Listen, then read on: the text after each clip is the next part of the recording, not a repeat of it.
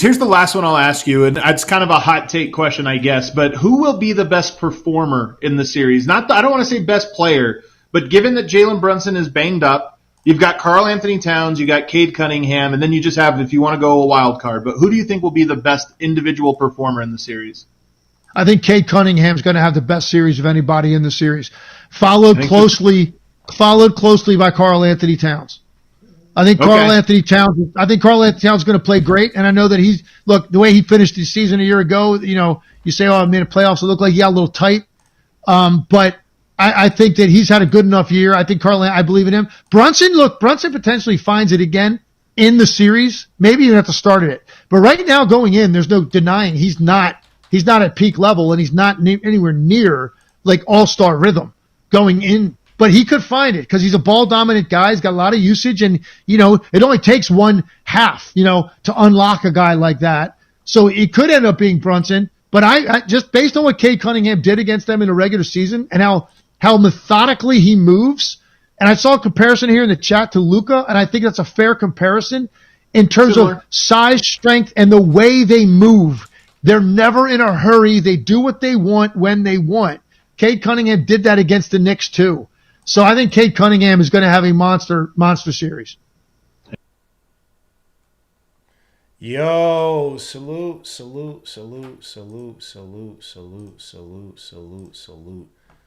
Of course. We're here. Knicks versus the Pistons. Playoff series starting on Saturday, 6 p.m. Knicks third place in the Eastern Conference. Pistons sixth place. Up-and-coming Pistons team that had a 30-game, almost 30-game improvement this season with new coach J.B. Bickerstaff joining from Cleveland Cavaliers. Cool King Cade Cunningham, the coolest cutter at camp. So-called, I don't even say taking the league by storm, because I think people who've been paying attention have seen what this kid, could do. One of the best playmakers in the league, a player I liked in the draft, along with my son Jalen Suggs. But we all knew that Cade was going to most likely be the better player. But what the Knicks got going up against them starting on Saturday is nothing really sweet. It's my brother Darcy in the building. Let me get the stream out. It's nothing really sweet. Of course, my stream is all messed up. Give me a few seconds, Darcy. I see you, bro. But I'm gonna just mute you real quick, Darcy, because I just want to do a little intro. But yeah, Knicks Pistons, man, a team that Knicks lost to 3 times this season, man. 3-1, 1-3, versus the Pistons, team that we struggled with late in games, struggled with Cade's playmaking, struggled with Jalen Duren on the boards. Now, granted, we had games where obviously guys were out. Mitchell Robinson missed the game. If I recall, I was one of the games which were out. No, OG Anunoby, missed the last Pistons game. But nevertheless, the Pistons, even going back to last year, have always found ways to increasingly frustrate, confuse the Knicks, confound the Knicks. So this ain't gonna be nothing sweet, man. Knicks are a team that's had some, despite the 51 wins, have had a lot of question marks, chemistry, style of play. Who's the main guy? Who's the guy after Brunson? Can the defense actually coalesce despite the fact that we have names and OG and Mikal Bridges as defense has not looked as effective as we've wanted it to be. You got the Pistons with so many young players on that squad, guys with really nothing to lose. Malik Beasley putting up 6 Man of the Year stats. You got Tobias Harris, who all of a sudden has become a better shooter, or a competent shooter, which makes absolutely no sense. This guy was basically the mistake that the Sixers made when they didn't re-sign him over Butler. You got guys on that team, guys off the bench, Marcus Sasser. I still believe Jaden Ivey's going to be out with leg injury, even though they've been saying he's getting better. He's doing basketball activities. Jalen Duren, a center in the league who, let's be honest, has all the physical gifts but never truly lived up to the so-called draft status that he had, or the potential that people have seen until this season, where now he's soaring the skies, he's controlling the boards. Isaiah Stewart, who's embodied the so-called bad boy Pistons of 1980s, late 1980s into the 90s. So we got from what Shaq said that it's a team that that he doesn't think we're going to get past in the first round. I still think opposite. Still think going to be a tough out just because of Cade's playmaking. Again, one of the I would say elite top 10 playmakers in the league. But let me get to my brother Darcy, man. I've been talking way too much. Let me get I gotta fix the cameras now just to get my guy through. Actually, I'll just do it through here, man. Suits to my guy Darcy in the building. How you doing, Darcy? How's everything? Your man went to the Vibes Cartel concert, bro. He don't know how to act, man. Look at him. Is he frozen? Oh, no, he's good. Oh, crap. My bad, Darcy. You couldn't even hear me this whole time. My bad, bro. Salute, my brother Darcy, man. How you doing, fam? Can you hear me? Yo, Darcy, can you hear me?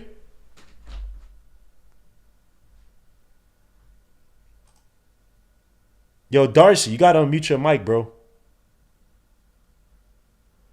Darcy!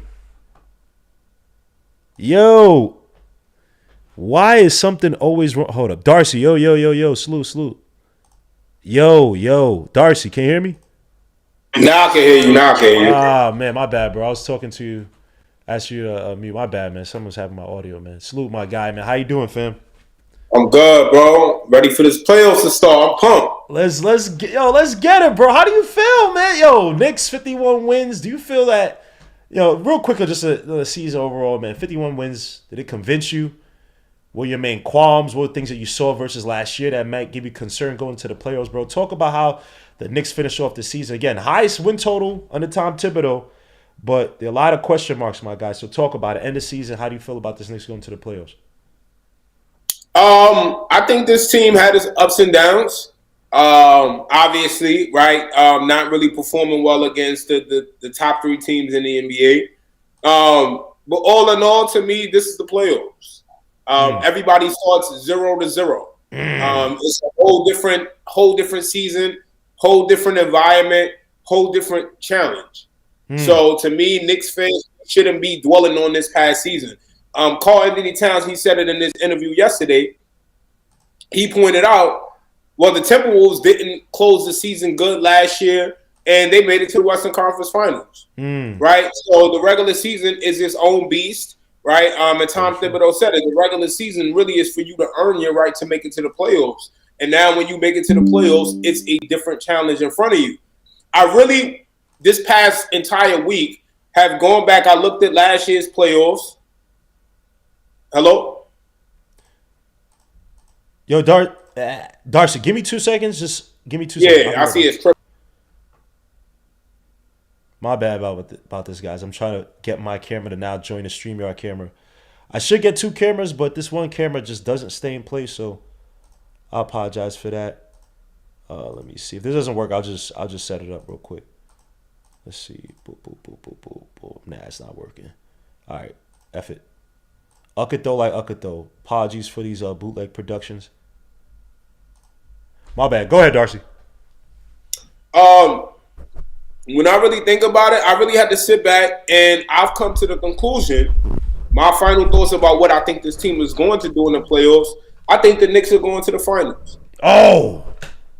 I think the Knicks are going to the finals. Oh. And to some people, maybe to even some fans, I might sound crazy. Oh. But here's why I feel like that's going to happen.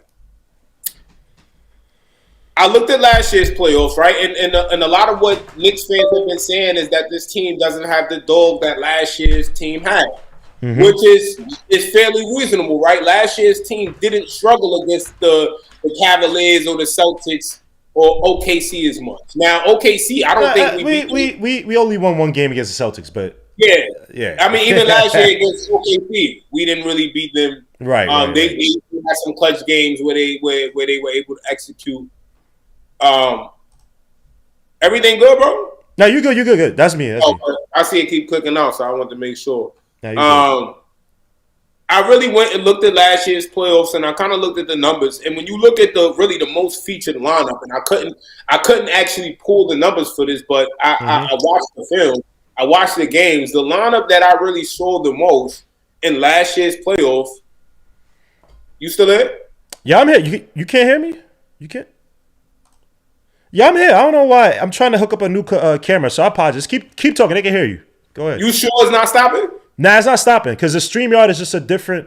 Hold up. Okay. I just wanted to make sure good, the audio wasn't cutting out. My bad. All right. When you look at last year's playoffs and you look at the highlights, the key lineup you're going to see is Jalen Brunson, Josh Hart, Deuce McBride, OG Anunoby, and Mitchell Robinson. Mm-hmm. Specifically in the Sixers series, that is the lineup that Tom Thibodeau really deployed the most, and clearly it was his most effective in helping the Knicks to win the series.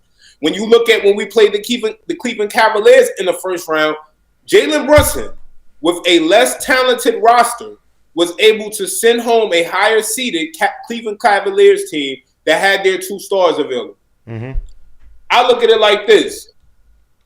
If Jalen Brunson was able to do more with less, what is he going to be able to do with more this time around? That is true, but here's the thing with Jalen, though. Jalen needs the ball in his hands to be effective, right? Jalen's my guy. Sometimes having more weapons that you really they haven't probably coalesced to the point that gives you a lot of comfort going to these playoffs. So it's like how do you adjust to that before Saturday, right? Like, don't get me wrong. I just feel like Jalen, for the most part, still his best games, it feels like, when he has to have the ball in his hands. He has to get those touches. Have you seen games where it's 16 points and 10 assists, whatnot? Yeah, but let's be honest. When we got to the playoffs last year, he struggled against the Pistons because he couldn't find his shot, right? And it took up to Josh Hart against the Sixers last year. Remember the first 2 games he struggled, Brunson? Yeah, he did, bro. Come on, son. Like, it was Josh Hart who had some really good games to start out that Sixers series. Yeah, to close out those first 2 games. Yeah. But that's the thing, though. Mm-hmm. That's what I expect. My whole point is I don't expect JB to play well every game. I just don't. Right? If he does, great. But I don't expect him to play well every game, and that's why I'm highlighting that this team actually has more talent on it than previous year's teams. When you look at the core of what sent the Sixers home and what sent the Cavs home, those players are still here. Jalen Brunson, Josh Hart, Deuce McBride, you swap out R.J. Barrett with OG Anunoby, and Robinson is still here. Now, for those who want to say, oh, well, we don't have iHeart, well, let's look at the numbers. You look at iHeart in the playoffs last year, his defensive rating between both series was 121, which means damn near he was non-existent out there defensively. Yeah, he was. One, he's not a better rebounder than Mitchell Robinson, so you're getting more of a rebounding with Mitchell Robinson out there than you're getting with iHeart. If you want to filter it down to just the Sixers series, Mitchell Robinson had a 114 defensive rating. Isaiah Hartenstein had a 118 defensive rating. I decided, you know what? What did Karl Anthony Towns do last year defensively in the playoffs? He actually had a better defensive rating than both Mitchell Robinson and Isaiah Hartenstein. Karl Anthony Towns had a 112 defensive rating in last year's playoffs, which means he was basically an average defender at his position. Now, granted, he was playing next to Rudy Gobert, so we'll see how he chooses to use Mitchell Robinson next to him. Mm-hmm. But what that tells me is that Karl Anthony Towns is able to raise his game in the playoffs, and he did it last year. And I think when a player makes it to the Western Conference Finals and gets a taste of what could be, you're anxious to get back there as soon as possible. And so I think that this guy, just based on what I'm hearing from him in yesterday's interview after practice, he seems like he's locked in. He seems like he's confident. And he said he expects that this team is going to get the win and advance on to play Boston. And that's how I expect this team to be talking. Jalen Brunson literally took less talent around him. R.J. Barrett, Deuce McBride, Josh Hart against Donovan Mitchell and Garland and Mobley and Allen. And they were a higher seeded team than us. Not much higher, but still a higher seeded. And we sent them home with them having home court advantage. And we did it in 5. And so I think when you look at what Jalen Brunson did against the Sixers, who had their 2 stars in Embiid and Maxey, and you didn't have Julius Randle, right? Julius Randle only scored more than 15 points in that category twice. And that was the first 2 games. After that, he didn't score more than 15 points in any of those games. Jalen Brunson stepped up and did what he needed to do and took care of business. And so when JB adjusts to how the Pistons are defending him, it's on. This guy's gonna torch these dudes. And when you have more talent around you, OG Anunoby had a breakout season this year. Mm-hmm. We have to acknowledge that. He gave us 16 points per game in last year's playoffs, 50% from the field, around 40% from three. I expect him to even come with more this year.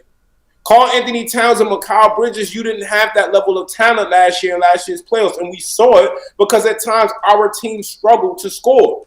We struggled to generate points if Jalen Brunson didn't have it going. And so I think the difference is now if JB doesn't have it going, you've seen the Knicks in 15 games without Jalen Brunson having over 500 record. So that shows that this team can play and produce without Jalen Brunson if he were not able to play well. And so I expect OG Anunoby to be more aggressive on offense, and that's going to help space out the floor. You throw a 5-out offense. We beat them. We cracked this team with a 5-out offense, no Mitchell Robinson. You need to study that film, which I expect the Knicks are doing. You need to understand what you were doing well against them. Even this last game against the Pistons, bro, for those of us who actually watched the game, you saw how we were dominating them in that first half. This team looked like they could not really compete with us. We let them come back, and they came back because they were just taking it into the paint. You didn't have Mitchell Robinson out there. This team has not played not a single game against Mitchell Robinson, so they will struggle to adjust with that, coupled with the pressure from a playoff game. All right, so let's talk about it a little bit. I think the defense by Cat last year is a little overrated because your man Jokic was still destroying them, right? Gobert and him.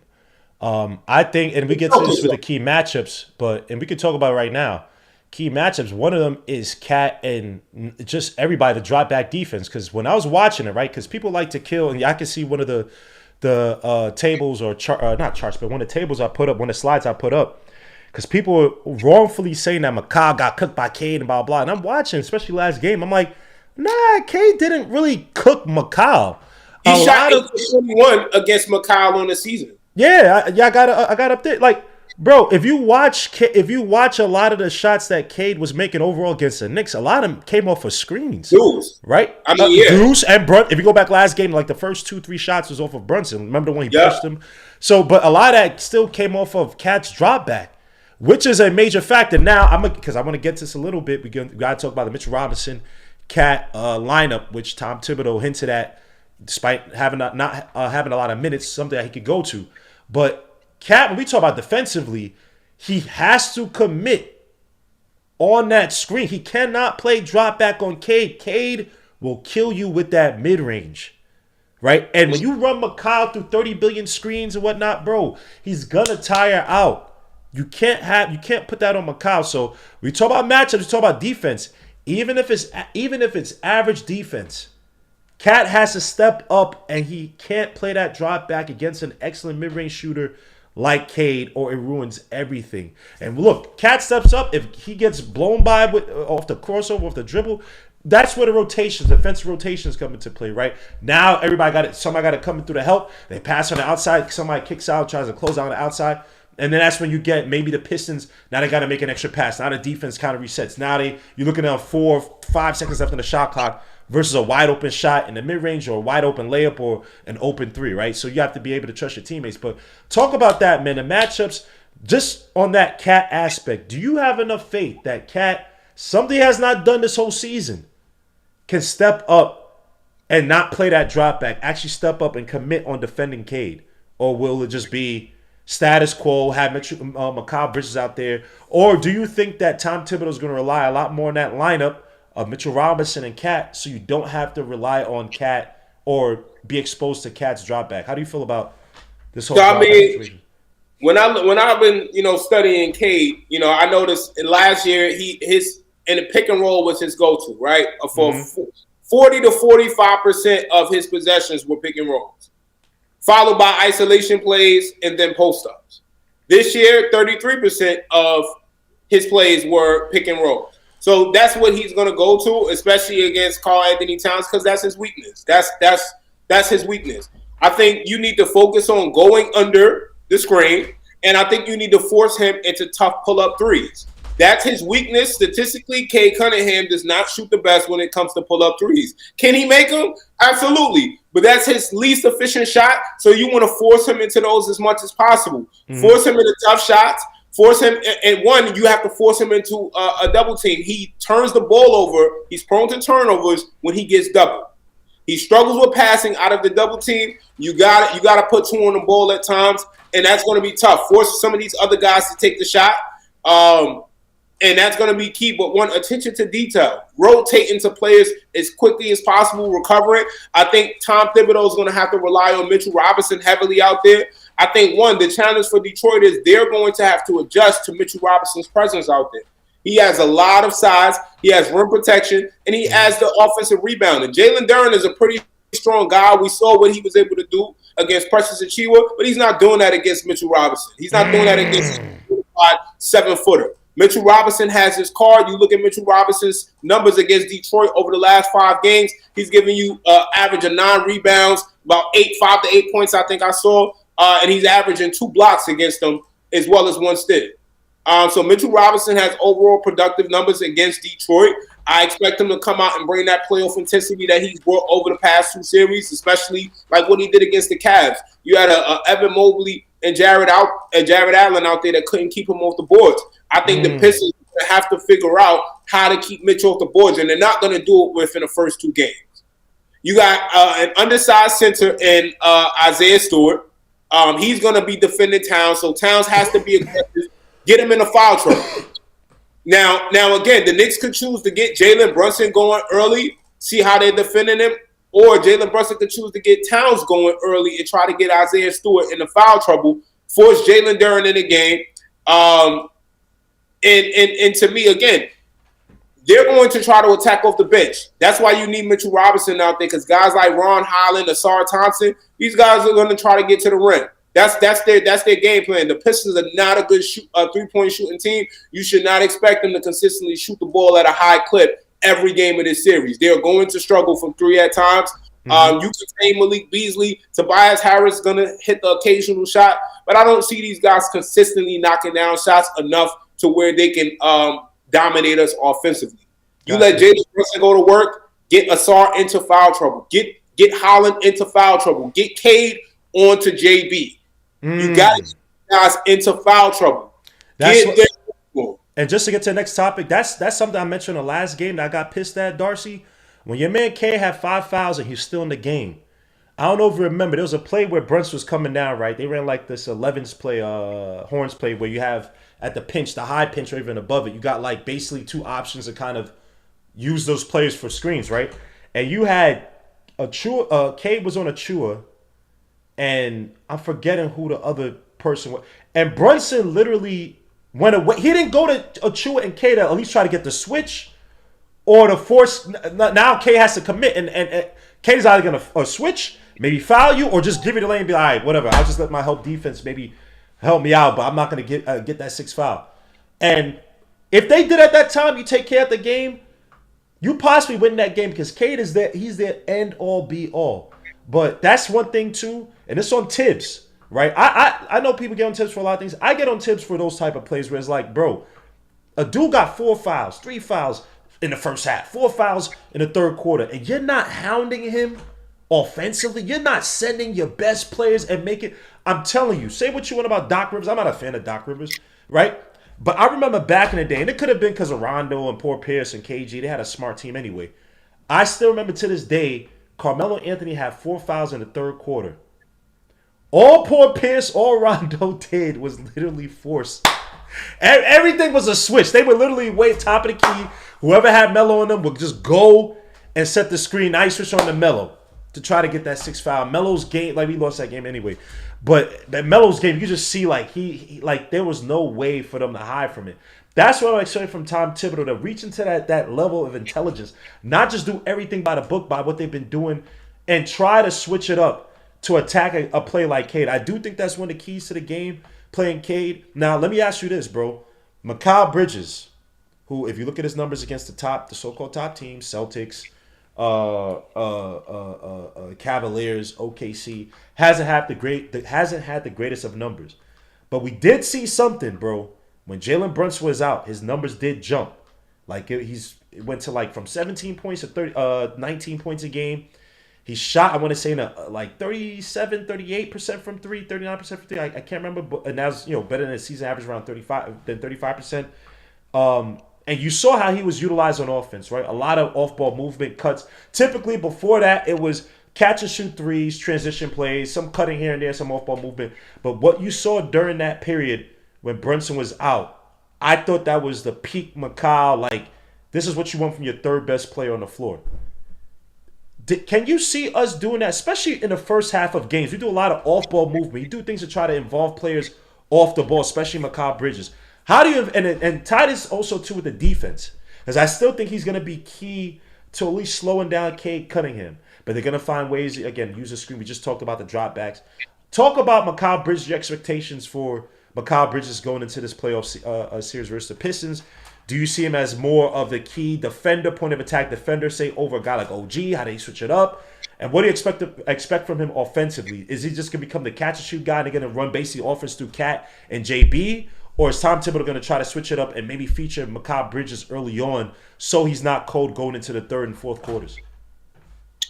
I'm not really sure what to expect from Mikal, to be honest with you. I wanna, and I put out there what I hope to see from him, but I don't know what to expect from him. I think there's different things that could be on his mind, right? I think he has his own unique pressure on him. He's in a contract year, right? Which you can say, oh, well, he's still signed for next year. But, the reality is his performance in his playoffs is ultimately going to dictate the Knicks' confidence in re-signing him and giving him that extension. It's not going to be his regular season performance. I think it's really going to be what did you contribute in the playoffs to help this team get closer to winning a championship. He's been streaky throughout the year. He'll have a big game, that Spurs Christmas game. Amazing shooting, right? I don't know how he's going to come out shooting in the playoffs. His game could be on. His game could be off. But what I'm hoping for is I'm really looking to OG Anunoby to be our third best player. That's who I'm expecting to step up and be that catalyst to really ignite this team and help take the team to another level. I think if OG Anunoby, with how he peaked over these past 20 or so games, if he's able to attack the rim like how he did, I think that's going to cause a lot of havoc for teams because they're going to be preparing for Jalen Brunson and they're going to be preparing for Towns. They know what OG can do, but he hasn't done it all season. So they may think, hey, we don't have to prepare for this guy. OG is 250 pounds, 6'8". You can't put one guy on him. You put one guy on him, he's getting to the rim. And that was evidenced by the 20-game sample size where you just saw him average over 20 points. This guy's the real deal. That's who, to me, is the third best player on this team, and that's who I expect to be the X factor. 16 points per game last year. The Knicks never lost a back-to-back game in the playoffs when OG Anunoby played. All season, they never lost a back-to-back game until this year when OG Anunoby played. And so he's the real difference maker. He gave you good production in last year's playoffs. He said this year his goal is to up it up and do even more. He said that today in his interview, and that's what I'm expecting. I'm expecting 18 to 20 points per game for OG, and I expect him to take some of that offensive load off of JB. Now, but hold up though. So let's talk about it because look, I do think OG is going to be very important this series, right? We talking about a guy who this is the healthiest I've ever seen OG. Yep. One on the Knicks and possibly over on the Toronto Raptors. I didn't watch him when he was first on Toronto Raptors like that, but this guy, I've never seen JB do a crossover in my life, and when he did it a few weeks ago, I'm like, what the hell is this? I've never expected this from OG, so I'm excited to see this.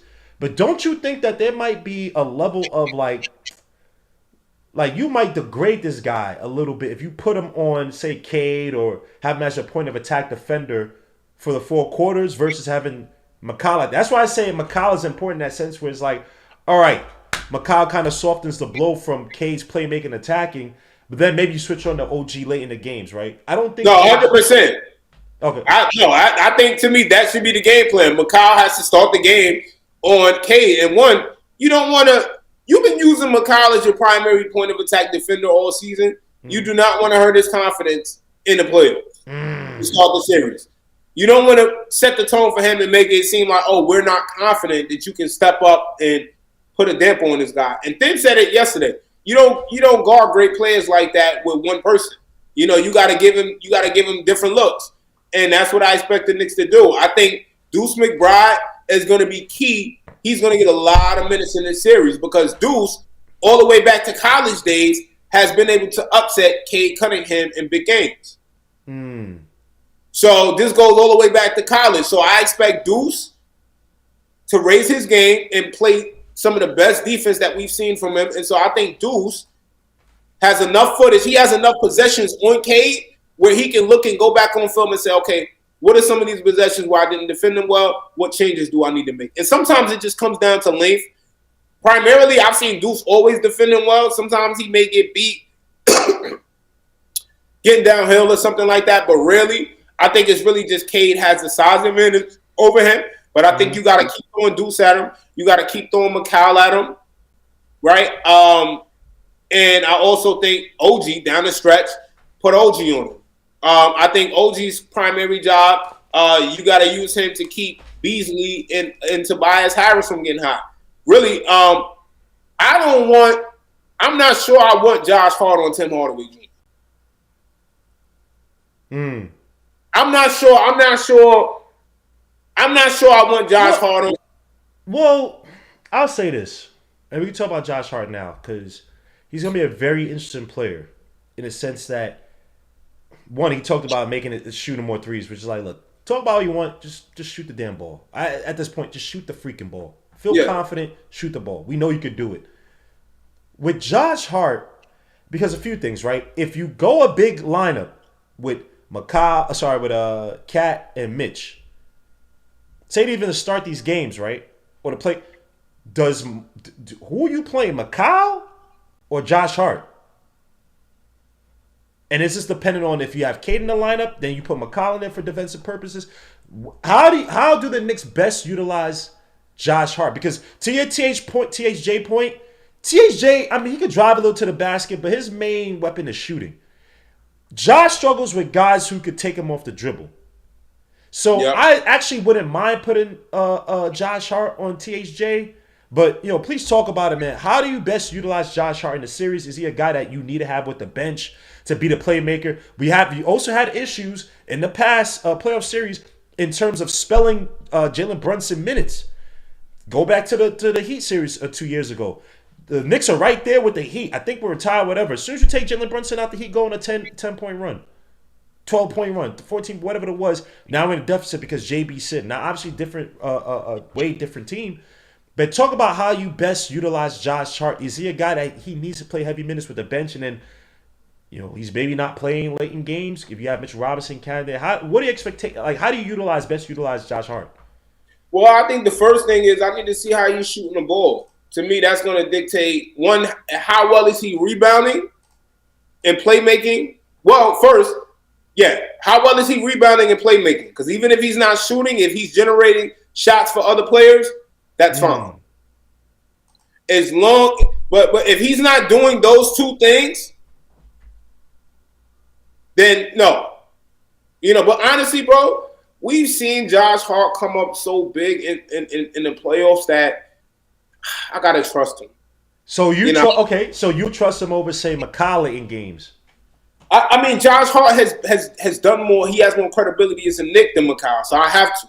That is true, but if I have a big lineup with McCall, Mitch, so I have the rebounding actually on both ends. If you think about it, I got the offensive rebound, Mitch. I know Josh is a great offensive rebounder, different way than Mitch, right? Different style than Mitch, right? He's more of a crasher and all that stuff. Mitch is, he'll be right there. He's jumping 2-3 guys trying to get the ball. They can't. And he also does the Tyson Chandler thing. But if I have a lineup late in the game, say it's tied, say it's close, whatever, I got to go out there and I got McCall, got Mitch. I mean, I got McCall, got Cat because I got Mitch and I got Cat. That's not right. Yeah, Mitch and Cat. I have to defend their front courts for the easy alley-oops. I got to protect the boards. I'm playing Josh. You said Mitch and Cat together. I gotta play Cat. I gotta play Mitch together. Yeah. Is Josh Hart starting? No. Josh Hart on the bench. Okay. All right. We need Shewin. Because you're losing offense with Mitch out there. Right? Unless you're looking to get Mitch in some lobs. Mm-hmm. Or he's dominating them on the board, so he's getting you second chance points. You can expect that from Mitch. But I think unless they're playing, bigger guards or something like that with less shooting, if they have less shooting on the court, then you can play Josh Hart. If they have more shooting on the court, no. Josh Hart is on the bench. Put McCall out there, OG, and JB, or we're doing JB, Deuce, and OG with Cat and Mitch out there. And what I need to see more, I need to see some offense generating between Cat and Mitch. These guys are two guys that are now close to the rim. I was gonna say something. Go. I want you to cut off. I want to cut you off. Again, maybe the playoffs isn't the time to try and. Maybe the playoffs isn't the time to try. But I will say this: I think what needs to happen is you need to find ways so Mitch is getting good position and to get rebounds when Towns has the ball near the rim. So that way he can get, and again, Mitch can navigate to different places. He can get there wherever the ball goes, and he can get there. And again, we've seen it in last year's playoffs. Mitch is going to raise his intensity. I think he is going to kill these dudes on the boards. I hope so. Right, but even if it's Duren has more size than Stewart. But Duren just doesn't. He's not Mitch, especially not Yo, sorry to cut you off, bro. I watched a good amount of Jalen Duren film before this series, right? And Jalen Duren to me, bro, if you box him out, bro, he gets a lot of easy buckets because people forget that he's there. Yeah, it's crazy. What game? He stands further out. He doesn't wait directly to the rim. He's so big. He just powered to the rim. And he just crashed. Yo, bro. If y'all go back, because I try to watch every game, not every full game, but like the highlights and in possessions of every team the Pistons struggled against this season. So you had like the Magic. I'm forgetting this. I want to say the Celtics. There were a few of them. The Denver Nuggets. They're 0-2. There's several teams that struggle, and I'm like, yo, bro. Okay, Jalen Duren is just a crasher, bro. I don't even say pushes off the Cat like last game, beginning of the game. Cat like couldn't get the offense. He kind of like stumbles, and then Jalen Duren gets the ball to bounce right in front of him. Right? If the Knicks just literally box out this guy, if the Knicks commit on the help, so I mean you gotta take a charge because on that pick and roll, K will find him. You can't be scared, bro.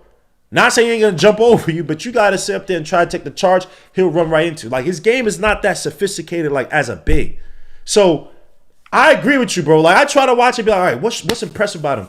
And I watched him a few years in summer league where he was passing, doing straight. I'm like, oh crap, Jalen Duren. Maybe I was wrong about him coming out of Memphis, but bro, watching this game, bro, I'm not impressed. This is, man, like we said, we had concerns 2 years ago versus Cleveland, right? Oh, Jared Allen and Mobley, blah blah blah, in terms of front court. And Mitch, he squashed all that.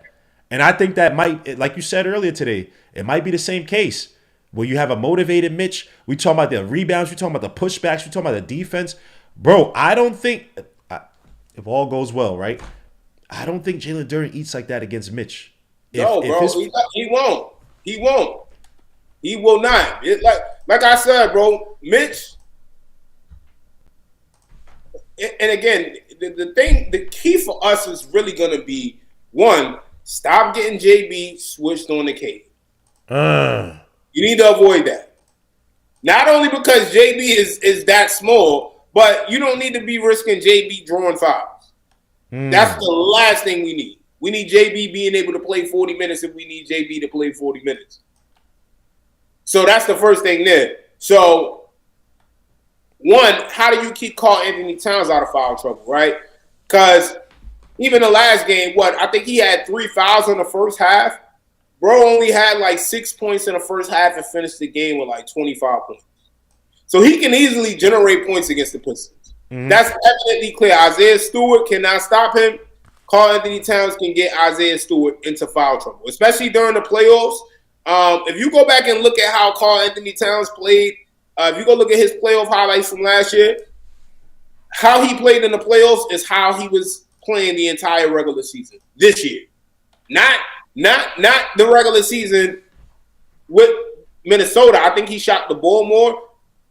Last year playoffs, he kind of settled for the three a little bit, and this regular season, he took it in a lot more. Now you saw him take it in last year in the playoffs, but he definitely shot a lot of threes too. And when he wasn't shooting well, he didn't go to taking it in. I think Karl Towns realized that, and I think he's been more intentional about, I'm taking it in, I'm using my size. And so that's what I expect him to do a lot against a smaller Isaiah Stewart who's only 6'9". You got to take it into this guy, get him into foul trouble. One, you need to figure out how the hell to keep Towns out of foul trouble. That's true. I want to see PJ Tucker minutes too.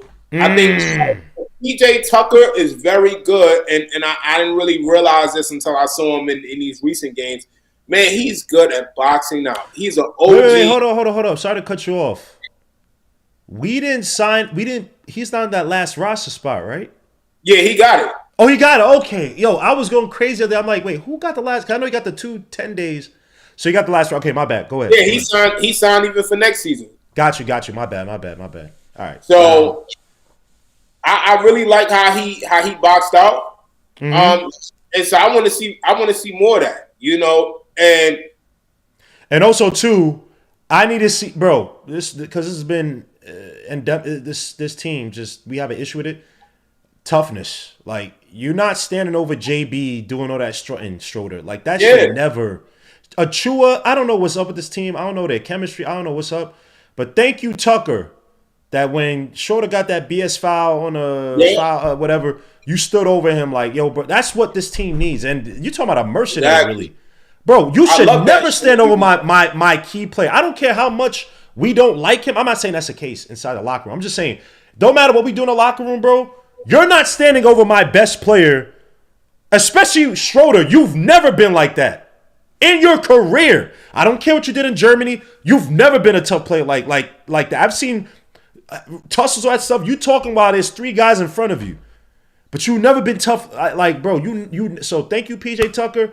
If we need that, because we know the Pistons, one of their key factors is going to be the hype. It's going to be, let's try to get in their heads. Let's try to be. So in the sense that if you play PJ Tucker 5 minutes here, 6 minutes here, and also you can still hit the corner 3-point shot.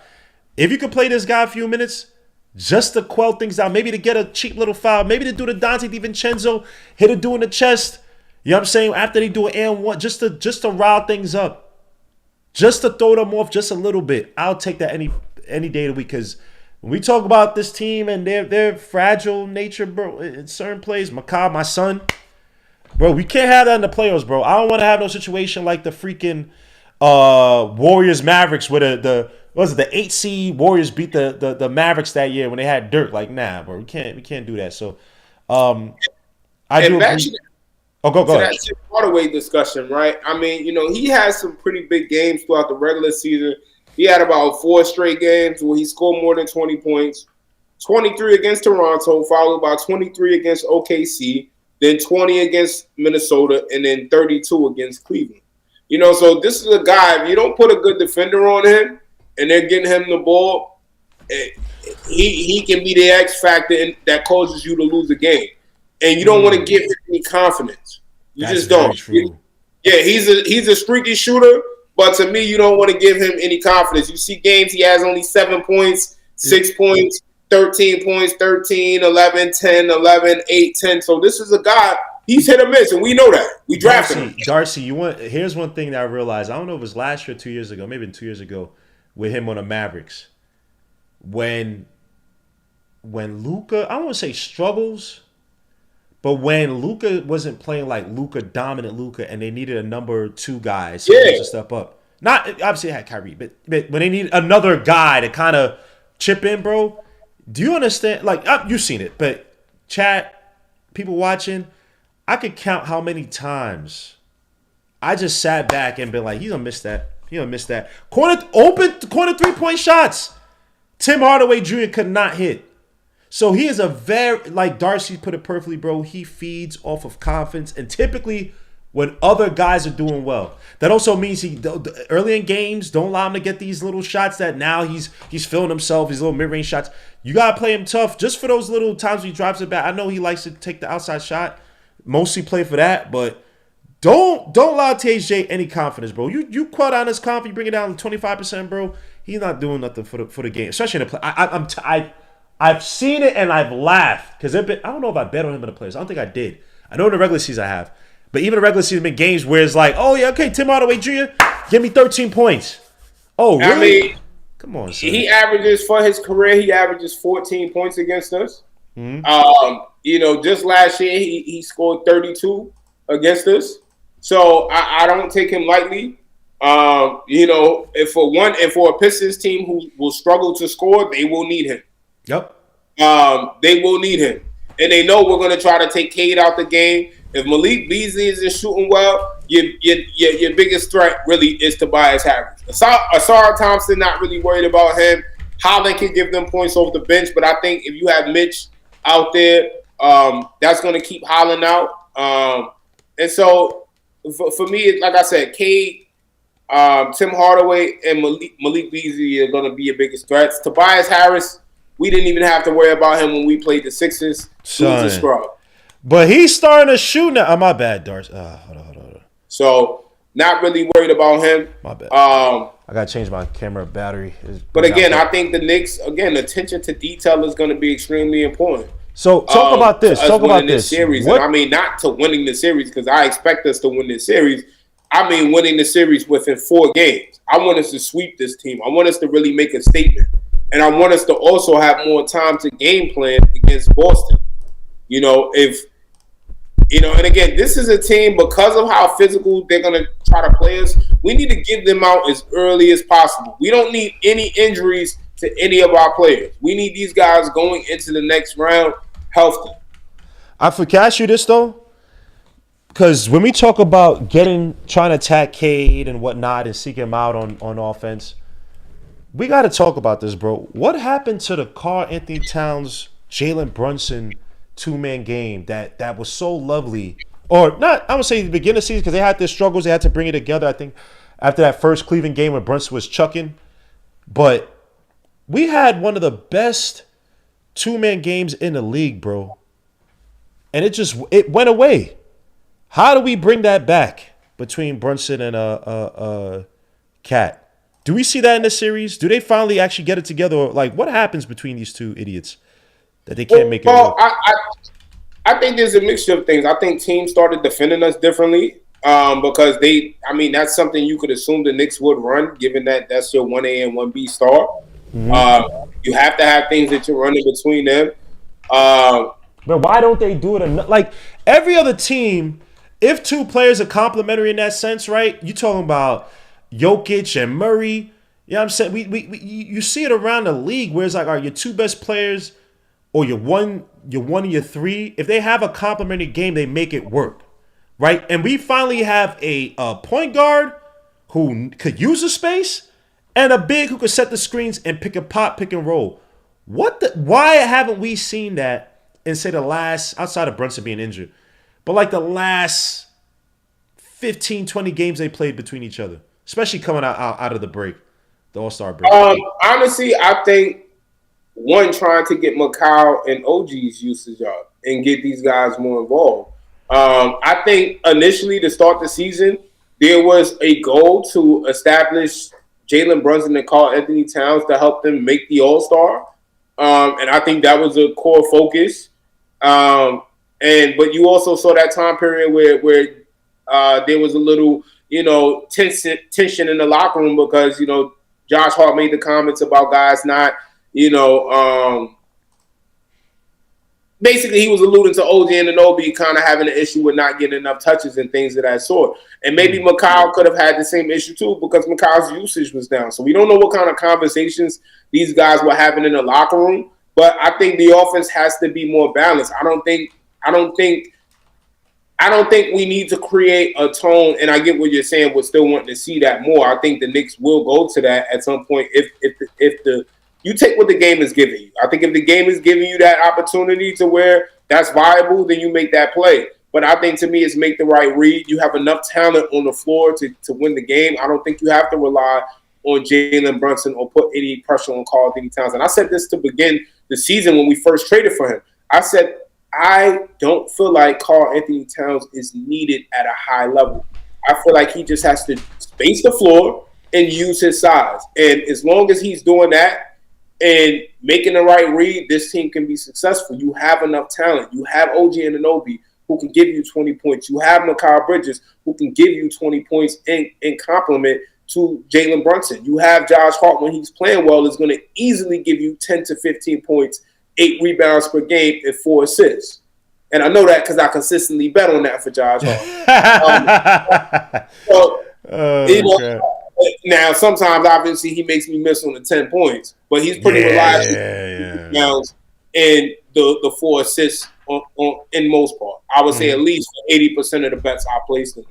So at the end of the day, you know what these guys can give you. And if Josh Hart is getting out into transition, this is a guy who attacks the rim fairly well. He's fairly efficient in getting to the rim. If Josh Hart is getting out into transition, if he's rebounding the ball aggressively, if everyone is playing how we know they're supposed to play, to me, organically, this team is going to dust the Pistons. And I mean in 4.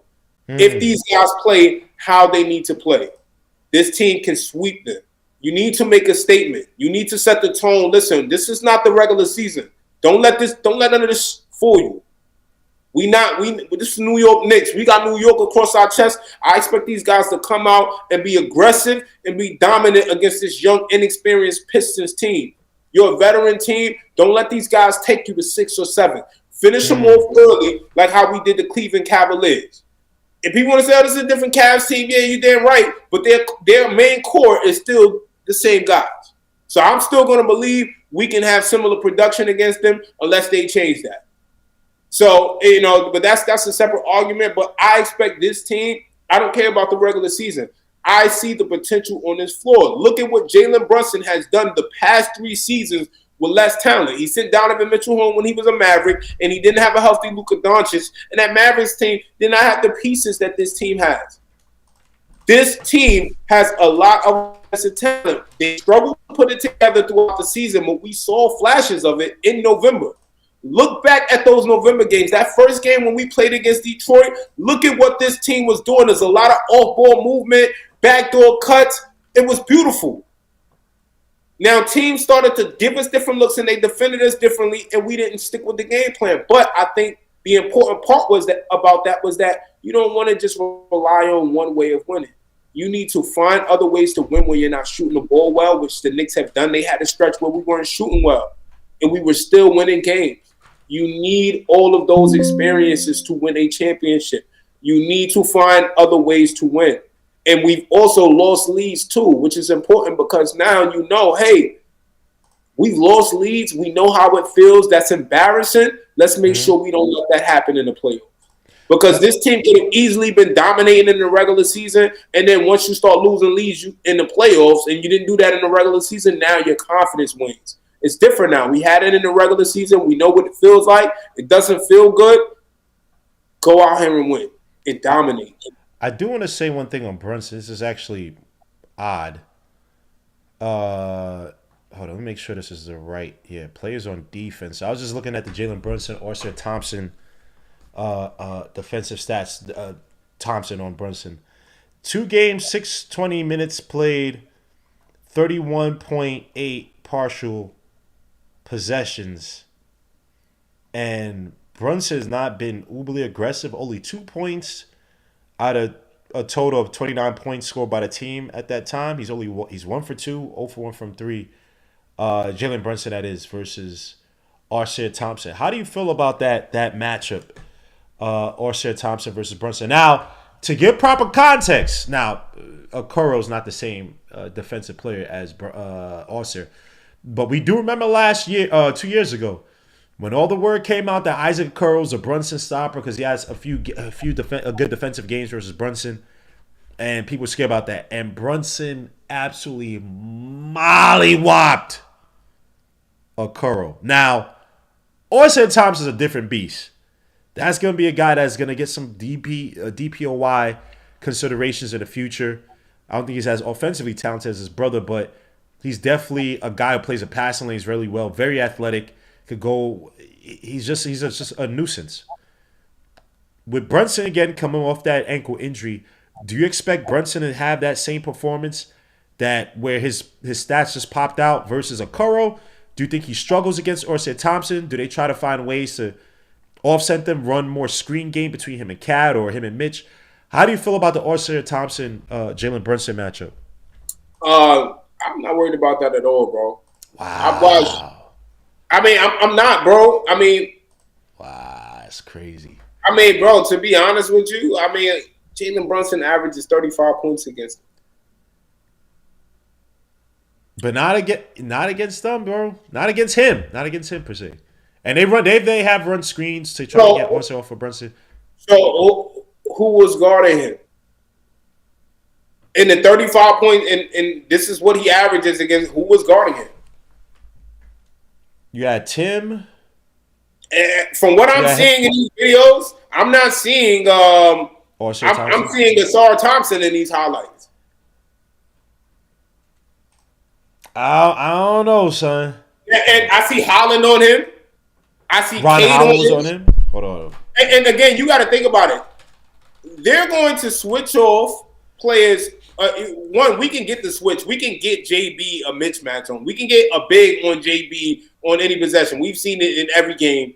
It's not one play. They may put two on the ball. JB passes it off. You got for the pop, not three. Or OG cutting to the basket. Or you got Macau get the ball. It's a lot that the Knicks can go to offensively that I just feel like I'm not really too concerned about Asar Thompson guarding JB. JB, don't force it. Make the right play. Make the right read. I don't want JB to risk any injury. We need him ready for Boston. That's when you're gonna have to really turn it up. Yo, that's gonna be the X factor. Man, you gotta respect the opponent in front of you, bro. Listen. I'm not saying I don't respect. I'm not saying that I don't respect the Pistons, but I expect this team to beat them fast. I'm not worried about the Pistons, bro. To be honest with you, I'm not. I have the utmost confidence in what I've seen from this team that we are going to beat them in 4 or 5. People thought it was going to be a hell of a battle when we played the Cavaliers. We beat them. We beat them. We beat them in game 1. Took it on their court, and in that game 2, they beat the crap out of us. They beat us by like 20-some points, and then what? The Knicks went on to win the following 3 games. 2 in the garden, 1 on their court. Like I said, I'm not putting too much stock into this Pistons team. Tom Thibodeau has outcoached JB Bickerstaff once before, and I think he'll do it again. I've seen Jalen Brunson take down bigger beasts than Cade Cunningham. I'm sorry.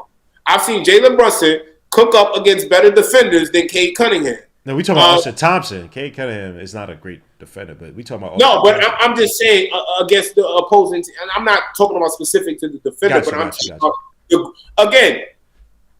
I look at it like this. This Knicks team has more talent on it than it has in the past 2 years. Offensively, if you look at last year's team, we've struggled to generate points, and that was the X factor. The team before, the year before, we were the worst three-point shooting team in the league. Landry Shamet shot 46% from 3 coming in the month of April. I expect him to be a big X factor to hit a couple of clutch threes off the bench. I expect Campaign 2, Deuce. Like I said, Deuce is going to get a lot of minutes against the Pistons. Deuce is going to knock down some threes. He's going to be such a. We can talk about X factors now. Deuce has to be one of them because in terms of space out the floor, we're talking about a guy who playoffs. I don't want to count his rookie year, but last year when we needed him, bro, that 40-point shooting from the regular season did not transfer over. So Deuce, in that regard, as well as the defense, point of attack defense, we need that because I think one thing that makes Tom Thibodeau's defense, when it actually is playing well, what makes it effective is the switchability, where you can't really hide, you can't really set those screens, and obviously that's typically when you take Cat out that the switchability just improves that much more. But Deuce McBride's going to have, I think, him and Shamet, because Tom Thibodeau talked about Shamet, I think it was yesterday or the day before that, talked about Shamet and his importance on the floor and his confidence. right? And Tom Thibodeau, say what you want about him, when he speaks about you in that glowing manner, he's going to depend on you. So Shamet, what he did the last few games, I know he played some bums, some teams that have it, whatever. It is what it is. But I need Shamet to show me that confident shooting touch that we saw in these last few games by him. And I mean, you kind of, I don't know if you were trying to say Deuce didn't shoot well, but I mean, Deuce shot 36% from three in the playoffs last year. Last year? Yeah. Because I recall Deuce shooting. I recall Deuce shooting well. I can't trust that. I can't trust that because your man. Oh, I'm gonna check it out right now. Because I remember last year for regular season, he shot 40%. He shot 36% from three, and his true shooting percentage was 55%. So he actually shot the ball. You want your true shooting to be around 60 though. But I mean, for his usage, bro, 55%. Nah, you want true shooting, especially as long as you're not like a center dunking the ball. I mean, and then again, not to mention, Deuce plays a lot of point of attack defender minutes. So okay, but that's the same thing we can say about Mikal. But Mikal is not defending like how Deuce does. Wait, what? They utilize Mikal 10 times more. Bro, TMO, come on, bro. No. You hate on my son. You hate on my son. I gave you. All right, so here's Deuce for the shoot last year in the in the playoffs. Y'all. Versus Philly, outside shooting. He had the first game, good game, 5 for 7 from 3. Then 0 for 3, 2 for 4, 3 for 5, 2 for 7, 1 for 4. Or I guess more so the Pacers series where he struggled. My bad, y'all. So it was a pace series that he did really bad. 0 for 1, 0 for 2, 2 for 5, 1 game, but 3 for 11. Game 4, game 5, he's 3 for 7 is okay. Game 6, okay, 4 for 6, but then game 7, game 7, 0 for 6 from 3. So I take that back. More so in the wait, did I say that right? Yeah, more so in the Pacers series. I remember he struggled, but it wasn't the whole player, so I take that back. Apologies for that. But I'm expecting McBride to be dependable from the outside. I'm expecting Shamet to at least give me 2 threes a game, bro. There's going to be too many dribble drive kickouts, and we need, if it's to build a lead, if it's to be the equalizer, y'all already know how these teams like to do when they like to rush on us. But for you to sit up here and say that Deuce played more point of attack or different point of attack than McCollum, and you saw how much love I gave Mitchell Robinson? I didn't talk about Mitchell Robinson not putting up the rebounding numbers consistently after injury because I'm like, he's just come back from injury. Dude, it's not 100%. Your man sitting up here talking about, McCall. I don't really know what McCall's going to do. So look at him. Look at your man Darcy trying to find some negative stats on my son McCall, son. This dude ain't right, son. Your Darcy ain't right, son. F out of here, boy. But let's get to this. Go ahead. No, I mean. Yeah. Look at him stuttering. I like Deuce to play a vital role in the series, and I mean when you look at it, Dante didn't shoot the ball well in the Sixers series for real. Deuce stepped up more, and then in that second series against the Pacers is where Dante stepped up more and was that second fiddle to Jalen Brunson. But when you think about it, who was JB's second option? Dante DiVincenzo. OG was there for defense, right? And OG could score, but we weren't really relying on OG. OG was stepping up offensively, but now his bag has grown, or at least he's shown more. You have Karl Anthony Towns, who was the second option in arguably a harder conference and helped lead his team to the Western Conference Finals with a younger Anthony Edwards, who, in my opinion, is not as dominant of a playoff performer as Jalen Brunson. So when I look at those facts, I don't care about the regular season. When I look at those facts alone, that tells me that this team is in the best position as currently constructed, especially since we're going into the playoffs healthy with the exemption of Ariel Hukporti. That's my guy, I think this team is capable of going to the Eastern Conference Finals. Chill. Why you doing, son? We can't do that, man. Kevin Durant said his finals picks is the Knicks, and I think he see exactly what I see. Who had him for the final pick? Who? Kevin Durant. Man, I don't care no damn Kevin Durant talking about Your man couldn't even get to the freaking play-in, bro. I don't want to hear no damn Kevin Durant, bro. He just talking, man. But like I said, bro, you look at what Jalen Brunson has done with far less talent around him. He took Miami to 6 with no Randall and just R.J. Barrett and Josh Hart, Emmanuel quickly. Randall was there. Randall was there. Where's Miami? Randall was there. Bro, Randall got hurt. He just come off the injuries. Fair enough. Yeah, and I mean, he was even the first series. JB did it himself. Look at last year. There was no. Julius Randle was your second star, and you didn't have him. So if Jalen Brunson we were confident we were going to beat the Pacers even without a second star, bro. Like, do we understand that? Last year's team, as good as they were, we did not really have a second go-to player that could score on offense, and that was this team's downfall. I feel you, bro, but you still look, man. When you change things up, now you got more weapons, but it's not as if it's been a perfect transition. I agree with you. All the way up until that OKC game, the Knicks offense, I thought, to me, outside of say the Celtics, which whatever, I got my issues with the Celtics offense. I thought was the most multifaceted, most versatile offense in the league. I don't care what no one says. We scored in so many damn ways before that OKC game. Then things fell apart. People lost their confidence. People started down us. People paying way too much attention to what what social media and the media says in general. So I'm not saying that we can't have that, but we have not gotten back to that, like you said, that November, December, whatever it was before the OKC game. We haven't gotten back to that. So I agree with you. You have more weapons, but we also lost some of our defensive intensity. Say what you want. We're just not the same defensive team. I know Mitch. I know OG. I know Makai. I know individually we have the players. We just don't have that chemistry. You need that in the playoffs. I don't care what no one says. You need that chemistry. It is what it is. But I want to ask you this, man, as we begin to close it out, man. Talk to me about key factors. Darcy said he's going to join because he said Darcy is saying that you're talking some BS. But I don't know. Darcy, excuse me. Ace said he was going to join because he said you're talking about some BS. But let me know, Ace, if you're trying to come. He said he's trying to come through, but I don't see him yet. But I'm going to talk about this, man. Keys to the game or to the series, let me say. And there's several of them. For some reason, my StreamYard, my OBS just is acting stupid right now. Hold on. Give me 2 seconds, y'all, so I can actually fix my screen. I don't know what the hell just happened.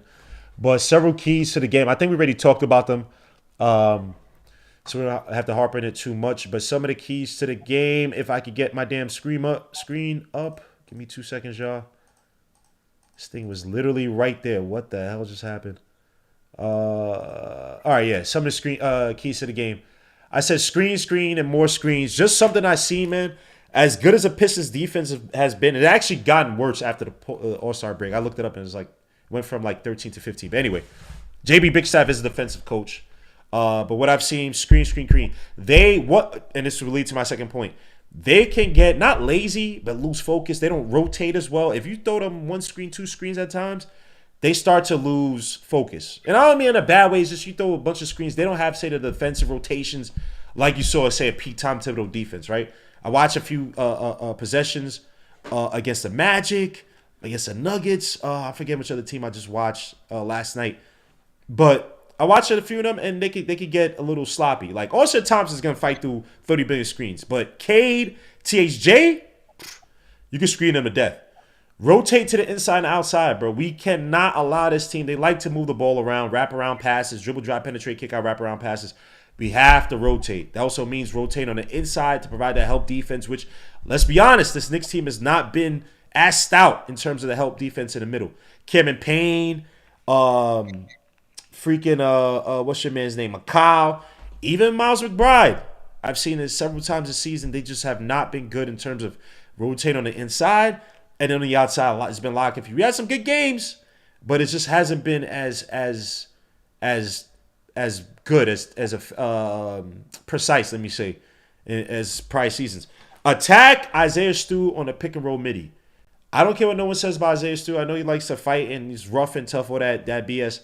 Especially for Cat. I forgot who was it. Was it Paulo?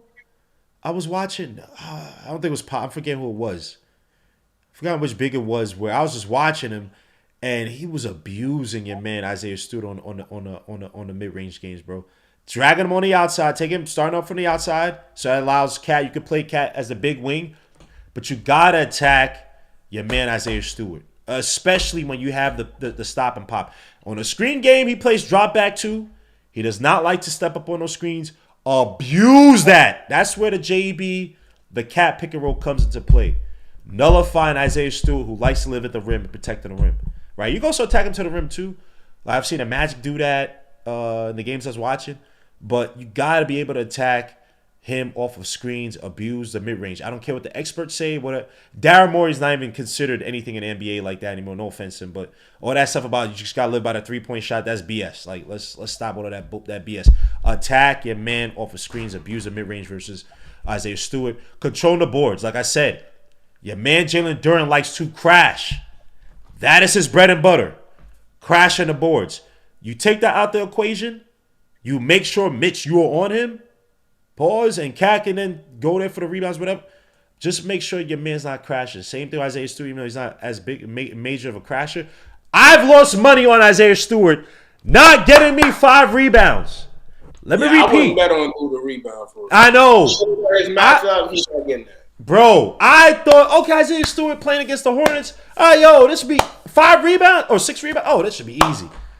I've lost money on Isaiah Stewart. So all that rah stuff, Shaq told me, oh, that's my favorite, blah, blah, blah. Your man ain't no super rebounder like that. I'm telling y'all, dogs. So all that bravado, bro, that's cool. It don't show up in the stats like that. And I did a what's the name? I put it on Twitter, but I'm forgetting. Whenever the Pistons out-rebound the other team, they're like 33-11 or something like that. When they didn't out-rebound the other team, they were like 11-25. I think I got that number perfectly. I guess if you add those up, it should be 82. So you control the. If you win the rebounding battle, so they can equal rebounds to you, or they're lower than you. You win that battle versus them, they're 11-25. They live off second chance opportunities. They live off the boards, putbacks. Jalen Duren coming crashing in. Control the boards, Knicks. We win the series. We didn't talk about this, bro. Let me ask you. Go ahead. What's your expectations for Karl Anthony Towns? Oh, I'm gonna get to predictions last. My last few hit them threes. They don't defend the 3 well. We don't defend. Not predictions, expectations. Oh, expectations for Karl Anthony Towns? Yeah, because you asked me for mine for Macau and Josh. For Macau, for Cat. Here's the thing with Cat. I like the situation offensively here with Cat, not just in terms of the personnel, but also the coaching. Then say last year with the Grizzlies, the Wolves. Why am I forgetting Jenkins? Not Jenkins. What the hell is this guy's name? Finch, the coach. I like if Tom Thibodeau's able to use Cat in like downward towards the rim. I don't care if you use as a big wing, but you got to also put him in the screen game. And then when they go small, utilize him in the paint. Because one thing I've realized about the Pistons, when you take out Jalen Duren and Isaiah, or you take out 1 or 2, bro, especially Jalen Duren, bro, you can abuse them on the inside. They just don't have the players to really cover like that. If Cat plays within that framework, unlike last year where it was just a lot of, just shoot the ball from outside because we don't really have an offense. We don't really have any plan for you and Goldberg's in the middle. I think Cat can have a monster series, bro.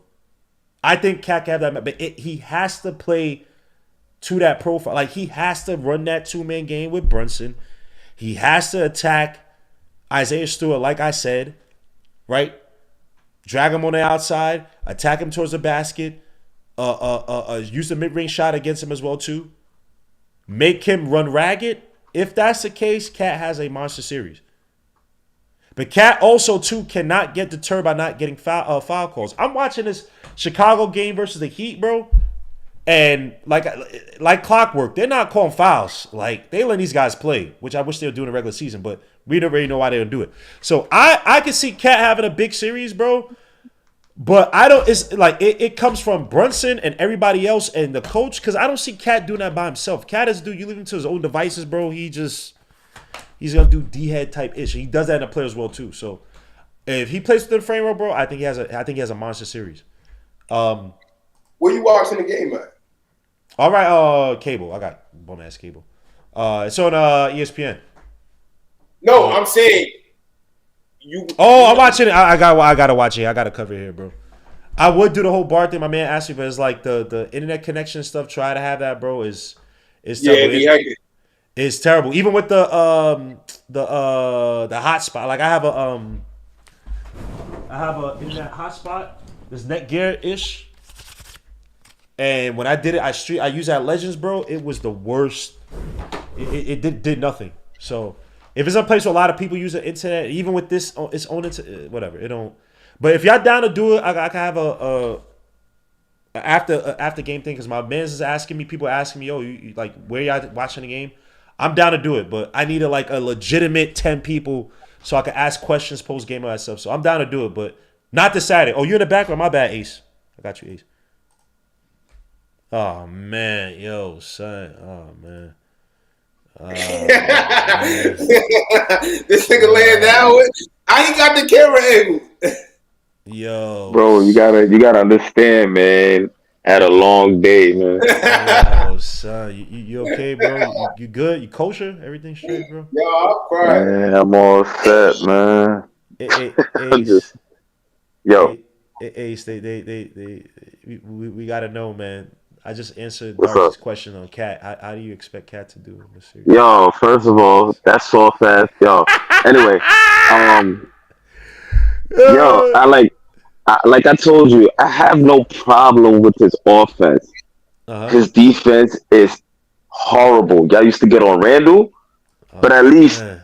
everybody knows if Randall starts going towards the paint, everybody's trying to move out the way. Nobody want to get hit by a train. Cat, he's so goofy. He's not fluid. I don't even know why they call him Cat. He's not agile. Why do you call him agile like he a cat? He don't Yo, always land on his feet. He always lands on the floor. man, Bro, it's he takes also so he's long. driving through contact. You don't give enough Bro, credence for that. bro, bro. Do you see the way how he looks while he's taking it to the rack? It looks unorthodox. It doesn't Has look he been fluid. effective though? Has he been effective No, though? he hasn't. You want to know why? Because Wow. look, you want to know why he hasn't been effective? All right, say for Wow. instance, when he's searching for the fouls, he's over here laying on the floor, taking his sweet time to get back up. But y'all always used to get on my son. This dude is worse. But Oh my god. Oh my god. why you Like, show come on. go ahead. I'm gonna play you something. Go ahead, bro. I'm saying, that's all you hear from this dude. Oh my god. Oh my god. Crying all day, G.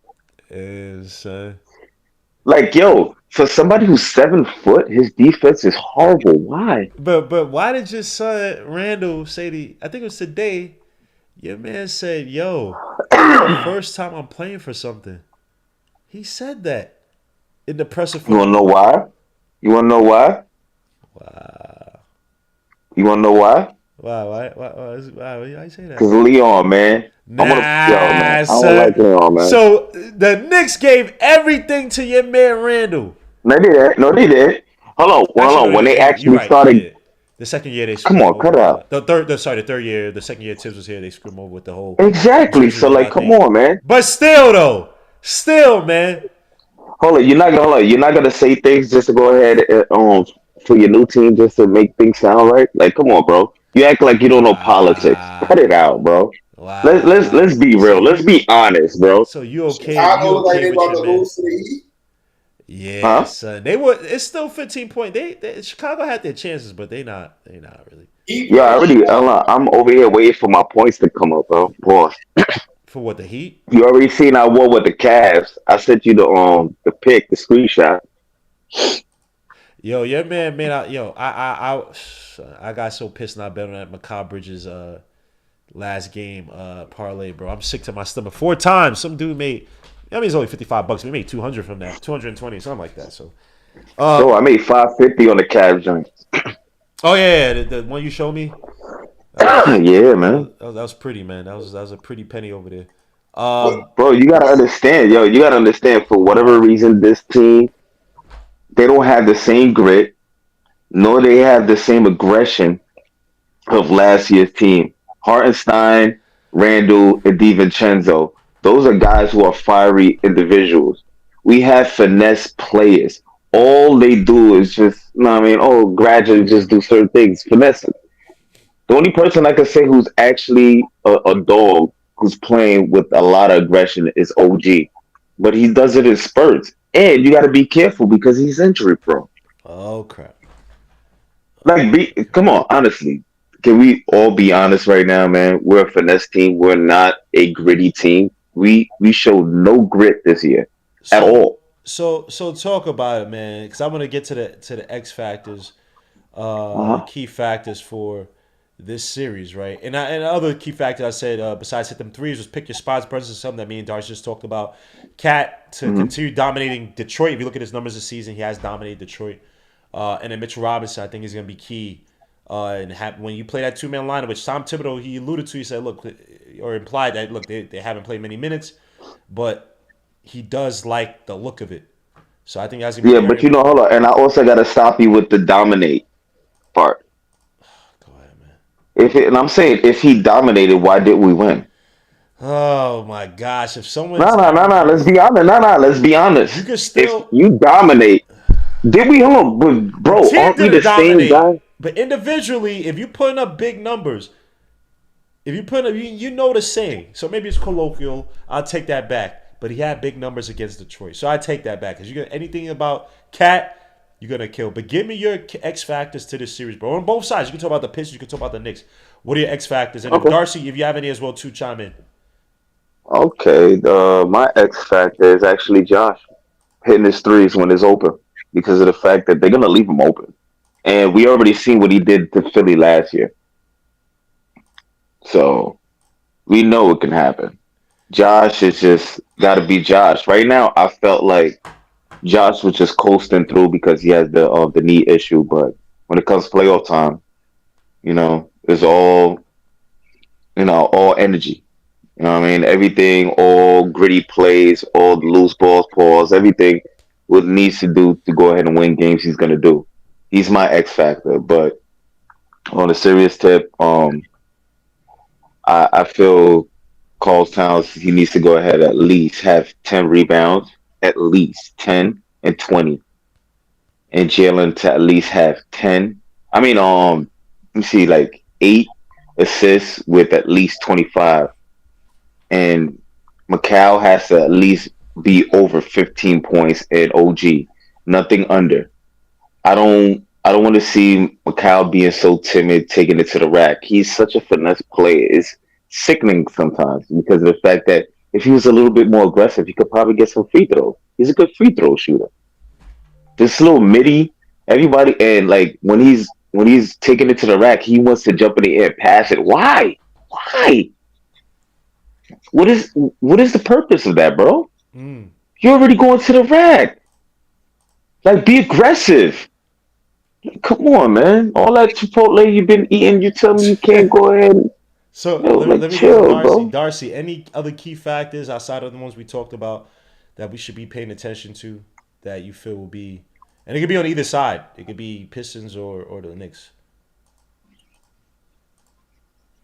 My man, Money Mitch, Big Oh Mitch. man. I'm done, bro. I mean, Done. Yo, Ace Done. don't want to hear that. Done. Ace don't want Done. to real hear talk. that. I'm Offensive done with Mitch. rebounding. Mitch is a trash. Yo, he's a trash big, bro. Wow. Man. It's a trash big. Darcy's about to- Big Mitch is the man. I need to How post he the it. man? How? What you mean? How? How is he the man? Explain this. Bro, how is he the man? I would love to hear this. Yeah, let's go. Yeah. Big Mitch, man. Money Mitch. How do you feel about the Ace? Can Mitch play a big role in this series, Ace? Bro, he A needs to get healthy out of Mitch? here. He's done, bro. He is done. He's done. What does he have? Really, bro. Oh He is man. a liability on the court, bro. Oh He's a liability man. because he doesn't have any offense. So you know what? Guess what? A lot of people could play 4 and 5. Wow. Am I right or wrong? Wow. Nope. I think Mitch is actually a difference maker if he's healthy. Has to be healthy. I got to Yeah, get please, 25 minutes from Mitch. 25 minutes. please, Please, man. No, Mitch, look, but look at how the team he's is ran his played. course. Hold up, we gotta be. Come on, Ace. We gotta be factual. Look at how the team has played defensively with Mitch there.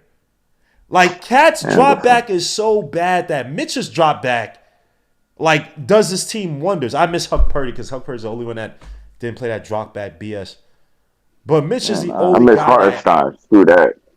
Cade, I don't think wants to switch on to Mitch like that and shoot those mid-range shots. It's too big of a target, tall of a target, to be trying to shoot over.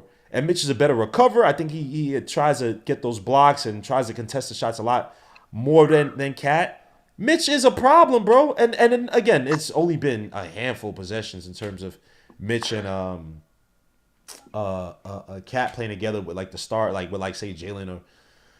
But Mitch, bro, we talk about the defensive rating. I think it's 107 or 106 or something like that.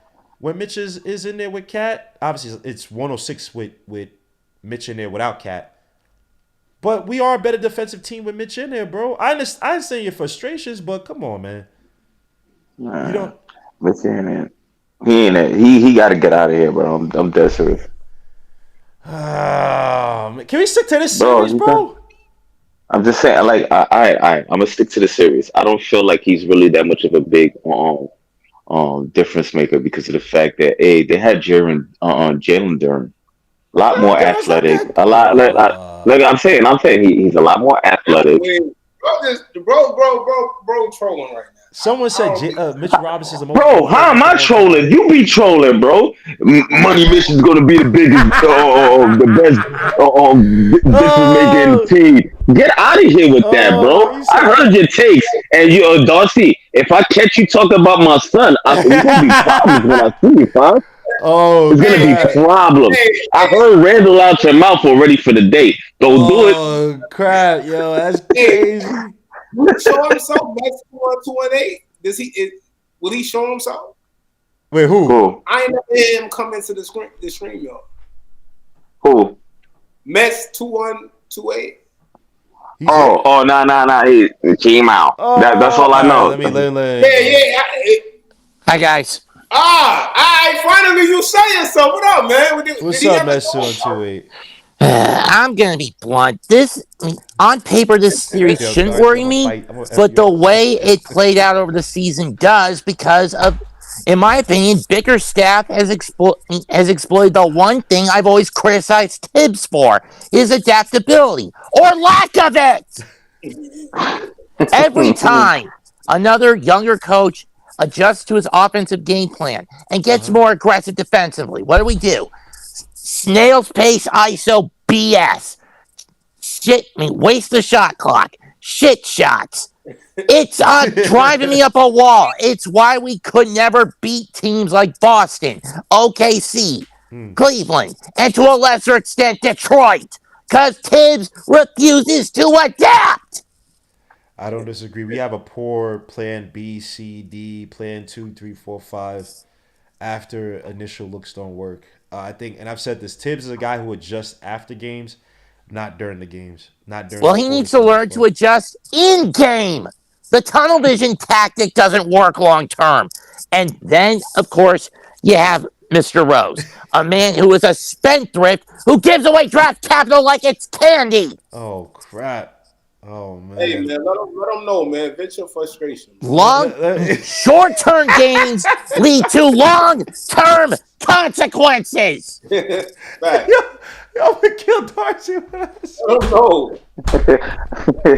Mets 2-2-8. the worst right now. Give me your key matchups to the game, bro. What do you think? What are the key matchups to this series? Key things we need to do: contain Jalen Duren, contain Cade Cunningham, contain Malik Beasley at any and all costs.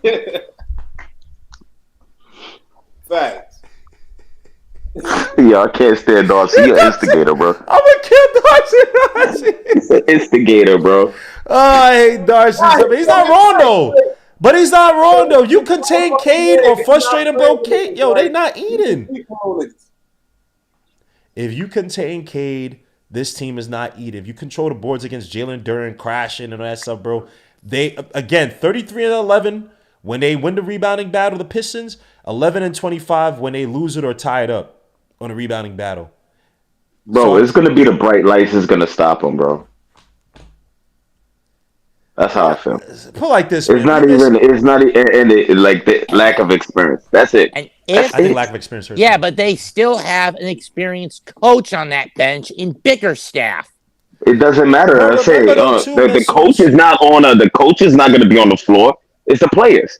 People forget about that. But also, to remember this, Messi 2-8, you make a good point. 2 years ago, JB Bickerstaff couldn't adjust to. Oh, I guess it goes against your point a little bit because he couldn't adjust to Brunson. Remember, they tried to use Isaac Okoro as like the Jalen stopper. That flopped after like the first 2 games. Then they try to put your man Karis LeVert on Brunson. That didn't work. So maybe it's a Brunson thing. Maybe he was trying to adjust. Let me take that back. Maybe he was just throwing everything to the fire. Maybe he was just trying to adjust. Do you think that he has but more? Go ahead. I think now Bickerstaff has figured it out. He has adapted.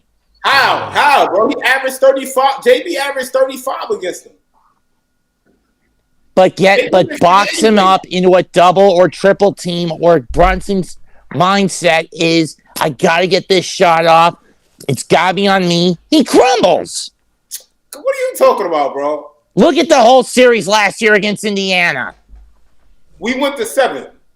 Yeah, but we would have won that series if Brunson didn't go in a full-blown hero ball mode. You shouldn't have to rely on Jalen Brunson to do everything. And we put everything on Jalen Brunson last year. We needed JB to do everything. And so this year, you have a more talented team. You add Mikal Bridges, who averaged 23 points versus the Sixers as a 1A player in the playoffs. And albeit it was an inefficient 23 points, but he still averaged 23 points when the Nets played the Sixers in the playoffs. And also, you look at Karl Anthony Towns, who was just the 1B player on a Western Conference team that just went to the Western Conference Finals, and they didn't finish the year well. Again, anything can happen. This is playoffs. It's a completely different animal. We got to get off of the regular season performance. The Knicks have a whole week to drill into the Pistons. And one, we're more offensively talented. You look at the Knicks. The Knicks had less when we sent the Cleveland Cavaliers, the 4th-seeded Cleveland Cavaliers, home. And arguably, that Cavs team is way more talented than this Pistons team. So why the hell are Knicks fans panicking when we have more talent? And JB was really the X factor that sent them home. JB is going to lead the way, and these guys will raise their game right along next to JB. And guess what? The one thing that we're not talking about, that these guys really rock with this. They're not going to let this guy lose his job like that. They know what's at stake if they get sent home in the first round. Tom Thibodeau is out of here, no question. They're not going to let that happen, especially JB. JB has grown up with Tom Thibodeau. He wants to make things look good as possible, not put this guy's job at risk. Guess what? These guys are going to lock in, and they're going to play for each other. They know if they do not, at minimum, at least take Boston to 6, they know this core could be broken up in the offseason. I think these guys really like playing together. I don't think they want to see that happen. I don't think they want to see any more major trades come along because there's questions about this roster. So expect these guys. This is a team full of veteran players who have gone to one has won a championship. A couple of them have gone on to the Western Conference Finals or the Finals. This team has a team full of vets who are capable and who have performed on a big stage. So I expect these guys to come together. They have a week to prepare. You have a week to know your opponent in and out. You have enough film of what you've done well that they've struggled with, and you also know what they've done well to help come back in games. So you have enough things to help you prepare to see things holistically and come out in 4. I expect this Knicks team to beat them in 4. Oh, I don't know. I'm tired of the outrage with Knicks fans. We have a more talented team. You do not need to be a dog to win a championship. We saw with the Celtics. They were a dog when they had Marcus Smart. They got rid of him. They got Kristaps. Kristaps ain't no damn dog. Derek White ain't no damn dog. Hey, whoa. Are you sure about that? Derek White's not a dog? No, he's not a dog. What is he then? Dude, Derek White is one of the most dangerous backcourt defenders. You do not. Bro, are you out of your mind? Derek White. I hate Derek White so much because he didn't do any of this stuff. Darcy, I don't believe you. Need more people. I don't believe you. Derek White's one of the most annoying defenders in the league. Any history, bro? Stop. Listen, bro. Throwing Drew Holiday. Our last game against Boston. Duos. Two games. Not last game. The game before last against Boston, bro. We were in that game until Derek White started shooting threes in our face, bro. Bro, just the last game, Derek White had some key turnovers. He felt that guarding pressure. You could see it on his face. Bro, not like that. Oh, my God, son. Your man is bugging out, son. Darcy, even if that's the case, either way, Derek White and Drew Holiday are one of the most dangerous backcourt duos in the league defensively. They can guard 1 through 5 across the board. That's correct.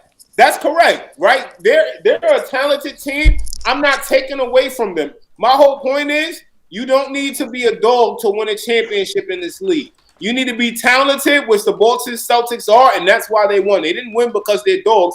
They won because they have enough talent and chemistry to get the job done. And as long as this team is one, the team has the talent. You've seen OG Anunoby put up a 40-point. You've seen Karl-Anthony Towns put up a 40-point. You've seen McCall put up a 40-point. All these guys have come close. Even Josh Hart has damn near come close.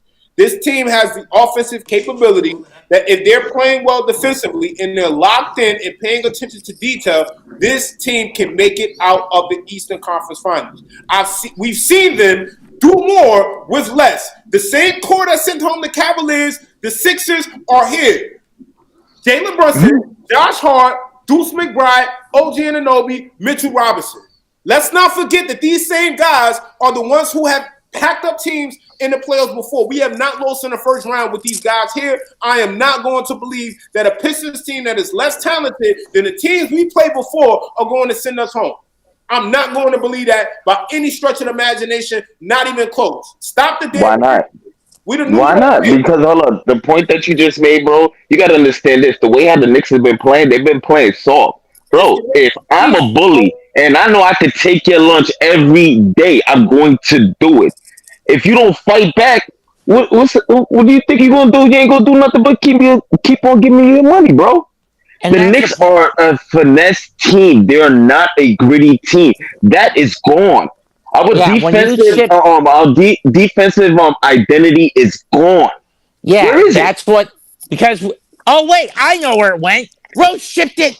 Hartenstein walked on free agency, and DiVincenzo Randall got shipped out to Minnesota in a short-sighted cause and effect trade because we needed a big man until Mitch got back.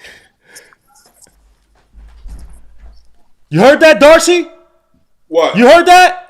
What? Who that? I just think the Bulls got eliminated. I thought they were going to win. That was a no-brainer. Andrew Wiggins. I forgot they had dude on there. Yeah, he got bro. I ain't scared of you. Davion Mitchell, all that, yeah. Davion. But back to this, man. Look, I think this is. I don't take them I don't take any opponent lightly. I do think that the Knicks fully healthy. I had this theory in my head. I can't prove it. I was almost like, I think that Tibbs. I'm hoping that Tibbs is almost doing like a little rope-a-dope with these last few teams, especially like not necessarily Cavaliers, but like the Pistons. Kind of like, hey, let them kind of win this game. Let them feel a sense of comfort, thinking they could do this. And I just think that this Knicks team is just going to come out a lot differently in the playoffs. I'm hoping, again, I don't have anything to back up that there. I could be 1,000% wrong. But I'm just hoping that that's the case for the Knicks. Obviously, Mitch coming back. But just we have too many players on this team. To Darcy's point, that I do think chemistry is missing a little bit compared to, like, say, last year. But it's just too much talent for this team not to execute against a team like the Pistons. Just don't have they don't have the experience. They got a bunch of guys who, let's be honest, have overperformed. Malik Beasley is not this guy. Tim Hardaway Jr., we know what he is. One of the streakiest players in the league, who's also getting older, is losing some effectiveness as well, too. Cade is the end-all, be-all. This is the first time he's been in the playoffs, and he's trying to lead this team. He doesn't truly have a number 2 player. He has a lot of interesting young parts, but a lot of unproven parts as well, too. Austin's not a scorer. Duren is not a guy who could dump it into the post to say, all right, Cade is going 2 for 11 or whatever in the first half. Let me dump it off to Duren and he's going to do his thing. They don't have those guys. So the less we say about Jaden Ivey, the better. Well, yeah, but he's doing basketball activities. I don't think they're going to rush him back. They like him. And I like Jaden Ivey too, but they like him like in terms of front office. So I don't think they're going to rush him. We'll see. But even in that regard too, even when they had Jaden Ivey, I wasn't necessarily scared of their backcourt. And two other guys. They have a promising future. That's about it. Marcus Sash, I think, is decent. But they just, to me, Ron Holland is all right, but, like, he was getting cooked by G. Anyway, I don't think you have the guys, but let me get your predictions, man. Darcy. Let me ask you. Oh, go. So, now that we know that it's going to be the Heat versus Atlanta on Friday, I think the Heat win that. If the Heat play the Cavs in round Heat one, versus Atlanta? No. Oh, wait, no. Yes, it's 7-8. You're right. You're right. My bad. Yeah. 7-8. My bad. So they play Friday. So I pick the Heat to take that. I would take the Heat. So Heat versus Cavs first round. What's y'all prediction? Cavs. But I'm saying that how many? 5. Yeah, bro, I don't sweep. know. I got sweep. Is really crafty with his coaching, bro. They don't and have I think that if you they don't have the weapons. Yeah. Who? Cleveland is going to steamroll them in 5. I mean, you say the Heat don't have the weapons. I mean, again, Andrew Wiggins showed up big tonight. He hasn't been healthy for them. Yeah, but you can't depend on Wiggins like that, bro. Last time you depend on Wiggins, they won a championship with the Warriors, but against the Cavaliers, bro. I mean, again, you got Andrew Wiggins, you got Tyler Hero, you got Bam, and you got Khalil Ware against. Did you see Khalil Ware tonight, bro? In the post when he wasn't getting no, your man was just throwing up burgers, bro. Like I like Khalil Ware, but he looked tonight. I was just watching. I don't know how many points he got, but he was looking 20 points, 9 rebounds, 2 steals, 2 blocks for Wiggins. Yeah, he didn't look that impressive to me. The minutes I watched, I didn't watch the whole thing, but the minutes I watched him in the post, bro, he was not impressive. Like he just, and I like Ware, but against that Cavaliers team, bro, with an improved Mobley, and I don't even like their front court like that. I think Jared Allen's overrated, but whatever. Like I just don't see them as like, I just don't see him being the Cavaliers, bro. Just too much firepower in the Cavaliers with Garland and Donovan Mitchell, and then Hunter. Nah, I don't know, bro. I mean, again, I said them. Look, now again, obviously they got a DeAndre Hunter this year, but Orlando almost sent them home in the first round in that Game 7. Orlando should have took that Game 7. They folded in the second half and let the Cavs win that game, but it was looking like they were going home. So I don't know. I'm not confident just because of what the Cavs did in the regular season that they're going to do something amazing in the first round. I want one in their last. If they didn't beat us, they would have been 7-8 in their last 15 games. So, again, I'm not assuming because they had regular season success that they're going to outcoach Eric Spoelstra and this experienced Miami team. They do have Terry Rozier. They do have Tyler Hero. They do have Andrew Wiggins. They do have Bam, and they do have Khalil Ware. But we got to be honest, too, about these Miami Heat teams, right? They got a lot of good parts, but let's be honest, bro. They don't have the central con. They don't got Butler. Look, man. Take away Butler, some of the regular stuff with Butler, bro. When it came to the playoffs, bro, fourth quarter, bro, and I need a bucket or I need a foul or I need a good look at the defense. Bro, Butler was doing all that. And I know that Spoelstra's a great coach. I'm not taking it away from him. They just don't have that guy, bro. Like, you can't. Tyler Hero's a good offensive player, bro. He ain't no number one. He's not that number one guy. I mean, again, bro, he stepped up tonight. 38 points. The Bulls, bro. Did you watch this game with the Bulls and they couldn't hit a 3 to save their lives, bro? I mean, they could not hit a shot. 38 points, 5 rebounds. Yeah. Ben gave him 15. Wiggins gave him 20.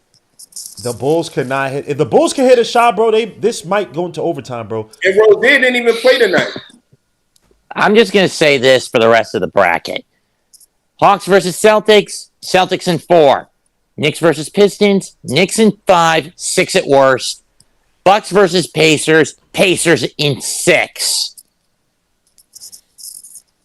My bro is a Bucks fan. He think they taking it. I'm like, bro, y'all are not taking what? And without Dame? Dame is not even going to be there for the beginning of the... Man, no. I'm like, bro, y'all are not... He's throwing up a regular performance. I'm like... And he's like, nah, Giannis is going. I'm like, bro, listen. Miles in 9-10, nothing. Nah, so, Ace, how do you feel, bro? What are your thoughts on the bracket? You talk about the Knicks. You talk about Heat versus the Hawks. Then No, Heat he. Bro, versus the right now I Cavs. feel like the team that I'm really everybody's sleeping on the low key is Orlando. Like their defense, bro. I seen the Oh, it's game that they Celtics played against last Magic. night, Never mind. I forgot about that. bro. So I seen it. I say, No, no. Well, Go ahead, go ahead, go ahead, go ahead. hold on. I still say Celtics in 5 though. I like Paolo, and I like France. I think they struggled without Suggs. It's like that point of attack. I thought Suggs would have been perfect. I still think you have Suggs there. Maybe they lose in 6, but Suggs as a guy could space the floor now and then defend. But nah, I don't think the Magic got it. But I like their team for the future, like developing players. But they don't have the Boston shooting. 5. They don't have the shooting to Yeah, match up yeah. Boston, bro. Cole Anthony is just not enough for them offensively. Yeah. Yeah. Anthony Black has Mark- had flashes, but he's not a Yeah. lead point guard like that yet. Markel Fultz isn't all that He's not even there elite anymore. yet. Fultz is not even there anymore. Oh, where'd he They go? got rid of him. I don't know. Where'd he go? Free agent, I think. Yeah, I just think he's flying in the wind, bro. I don't think anybody signed him, but he's not there no more. And I mean, now again, Taylor Brown. Now I'm And not no Mo wishing Wagner too. Mo Wagner was vital for them. As Yup. I said, but they don't have him. off the bench. But they got players like Jonathan Isaac can get him good minutes off the bench. He got good length. He good. I think he makes up for Mo Wagner to a degree. But I think Celtics probably finished that in 5. Yeah. Now again, Jaylen Brown is dealing with an alien injury, so it depends on how well he plays. Now again, people are automatically canceling us out. I think this is the matchup you want as a Knicks fan. You want to finally see this team against the defending champions. Honestly, if we were to go home, hypothetically speaking, that's the only team I'd be comfortable with going home with. Agreed. And it wouldn't matter the round because Perhaps. we're the defending champions. So to me, that's the team that just won a championship. If it's anybody to go home to, it's them. I'm not okay with losing to the Cavs. I'm not okay with losing to anybody else in the conference. Point blank, period. And So, Darcy, remember, what was this whole season when it started out? What was it about? It was about building a team to beat Boston. Yeah. So this is a barometer. This is a test for us. And we never could. you know, you're going to know what you have in this team, and you're going to know what you need to add to it, hopefully, to help push you closer to being able to get over the hump. But this is what you need. You need that first year. And again, make no mistake about it, I don't care about the regular season. We know what JB does when the season is on the line. JB, if he has to, will go off for 40 points. JB will do what he has to do to win. We saw them last year. The way we went out in that game 7, bro, that was heartbreaking. We had a hell of a season. So the way we went out and the way you saw this team step up and play, I mean, down to the way JB came out, he came out so sad and depressed with his hand wrap and dapped up all the fans. These guys don't want to lose, man. So I don't think they're going to just come in and hand a series to any team. I think they're going to come in and play like their life depends on it. And that's what I expect from this team. And as long as JB is playing like that, why would the rest of these guys not step up and rise to the occasion? You might have one guy who's just not shooting the ball well. That guy could be Macau. That's who I could see most likely. I don't see it being Towns. I see Towns' issues being more foul trouble than actually being able to score the ball just because of his ability to bully to the basket. Maybe he doesn't get the foul call because the playoffs are played a little bit more physical, but then he can be more assertive on the offensive end as well. So Darcy, you give this guy too much praise. I've seen him last year in the playoffs. Me, Gmo looked at this fool chuck up so many threes and hit nothing. He's overrated with certain things, man. Sometimes his basketball IQ is just to be desired. he's not settling for the 3 shit, which I think is the X factor. If he was settling for the 3, then I would be concerned. But he's being more assertive. He's playing like a big man, using his size, getting down low, and getting to the foul line. So, bro, how's he playing like a big man? Explain that. How is he playing like a big man? His soft behind. How is he playing like a big man? How? How? Why are you lying to me, bro? Bro, why are you lying to me? I thought we was cool. I thought we was brothers. Why are you lying to me, bro? No Why? heat. But then again, I'm not He's gonna. soft. But then again, He's I'm probably softer gonna than watch Q-tip the. cotton, man. But then again, I'm probably gonna watch the least amount of the game because I'm swamped by doing a baseball call this Saturday, and I gotta deal with WrestleMania. This guy's been in WrestleMania. All right, that's the time to end the show, guys. Give me y'all predictions for this series. This Knicks versus Pistons series. Who wins and a number of games before we head out of here? Let me start with Mets 2-2-8. Knicks in 5 at best, 6 at worst. Oh, Darcy. Knicks in 5, if not 4. Oh, golly. Ace. 7. Wow. Knicks in 7. That's crazy. Wow. Bro, I really don't feel like we have the grit like that, bro. Damn. Like we don't come off, bro. We're too. Have you really been watching the game? Grit only got us so far last year. Damn, son.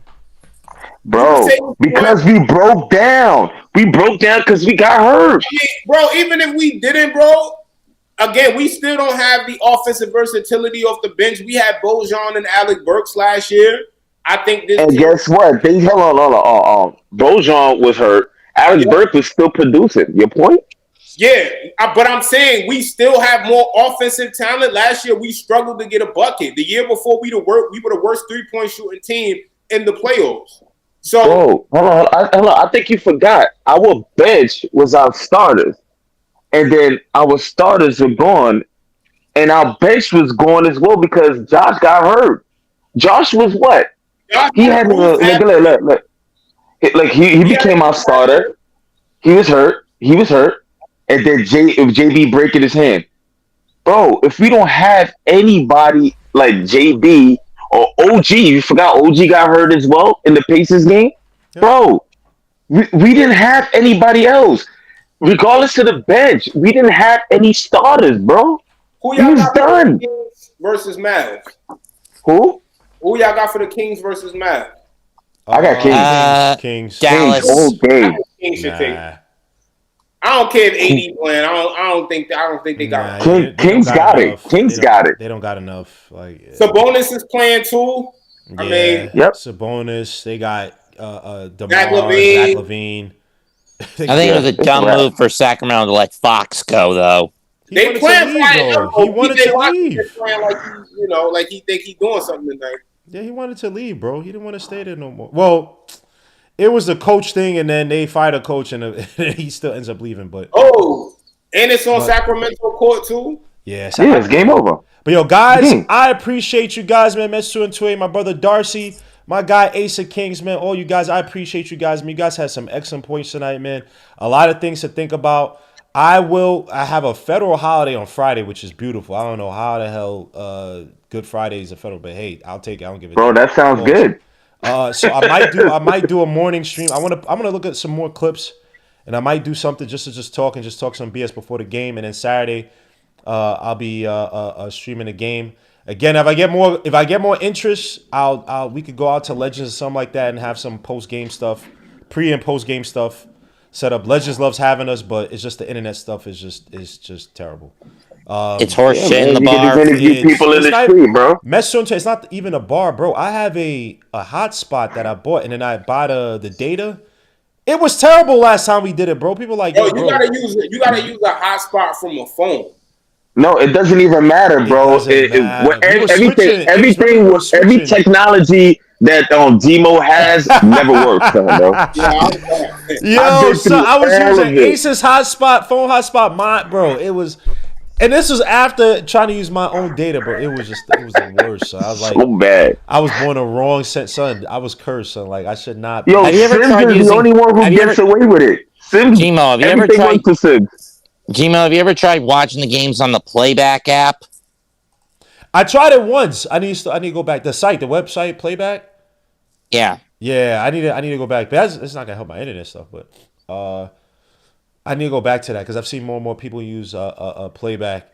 So I'll look into it. But definitely, thanks for reminding me because I always thought I did it one stream, but then I was restreaming through it, and somebody said the beginning of my show was messed up because of the restream. So I gotta fix it. But no, I'll definitely look into doing that more. But guys, I appreciate you, man. Peace, Lou. God bless. I will see you guys here, if not on Friday, on Saturday. Peace.